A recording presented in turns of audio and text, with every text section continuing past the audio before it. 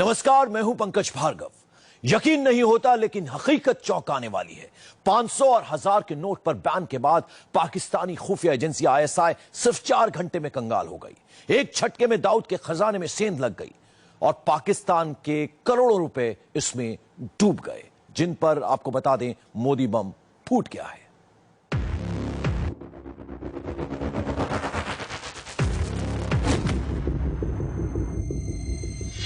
आधी रात में आईएसआई कंगाल हो गई।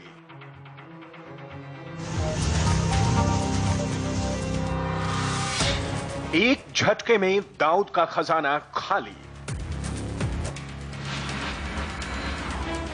आतंक के हाफिज का भी बैलेंस बिगड़ गया।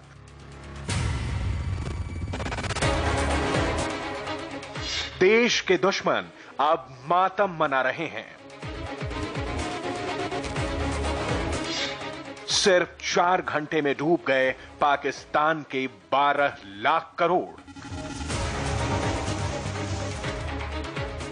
सिर्फ 4 घंटे और मोदी का ऐसा प्रहार कि देखते ही देखते देश के 3 बड़े दुश्मन कंगाल हो गए। ब्लैक मनी और टेरर फंडिंग पर हुए इस अब तक के सबसे बड़े सर्जिकल स्ट्राइक का असर सिर्फ हिंदुस्तान में ही नहीं, पाकिस्तान में भी दिखा, क्योंकि इस प्रहार से सरहद पार बैठे देश के दुश्मनों को संभलने तक का मौका नहीं मिला।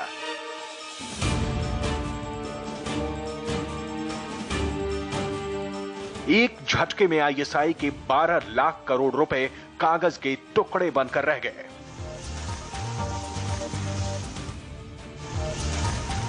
इस फैसले से पाकिस्तान के वो नकली नोट भी फंस गए जो धड़ल्ले से पाकिस्तानी प्रिंटिंग प्रेस में छपा करते थे। भारतीय खुफिया एजेंसी आईबी और जांच एजेंसी एनआईए के मुताबिक आईएसआई ने भारत में 12 लाख करोड़ के नकली नोट भेजे थे। इनमें से वो नोट सबसे ज्यादा थे जो लाहौर के पाकिस्तानी प्रिंटिंग प्रेस में छपे थे।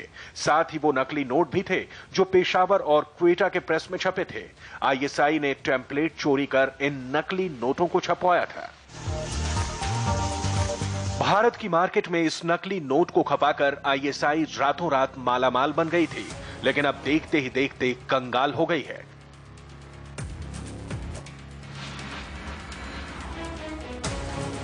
भारत की अर्थव्यवस्था को तबाह करने के लिए आईएसआई ने बड़ी तैयारी की थी। नकली नोट बनाने के लिए पाकिस्तान ने वहीं से कागज खरीदे जहां से भारत खरीदता था।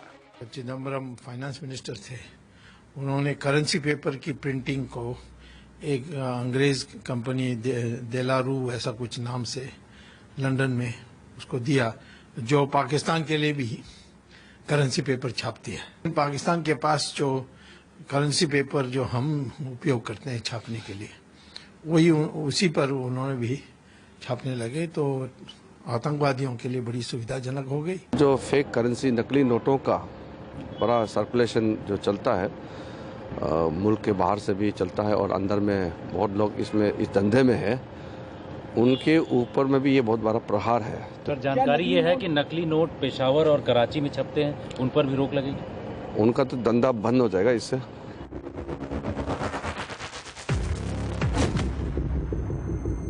पाकिस्तान के सरकारी छापाखानों में भारत की करेंसी छपा करती थी। ये करेंसी ऐसी थी कि देखने में पता ही ना चले कि असली है या नकली। आईएसआई को लग रहा था अपने नकली नोट के जरिए वो भारतीय अर्थव्यवस्था को तहस नहस कर देगी, लेकिन उसे अंदाजा भी नहीं था कि मोदी के दिमाग में क्या चल रहा है। क्या आपने सोचा है कि इन आतंकियों को पैसा कहां से मुहैया होता है?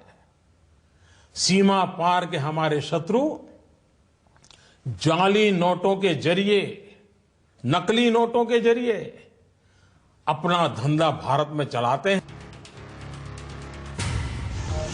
आईएसआई अपने एजेंट्स के जरिए नकली नोट को हिंदुस्तान में डंप कर रही थी। इस काम में देश के 2 और दुश्मन हाथ बटा रहे थे और ये थे दाऊद इब्राहिम और हाफिज सईद। मोदी ने नकली नोट के कारोबार पर ऐसी चोट की कि ना तो हाफिज संभल पाया और ना ही दाऊद। हाफिज जम्मू के रूट के जरिए भारत में नकली नोट भेज रहा था।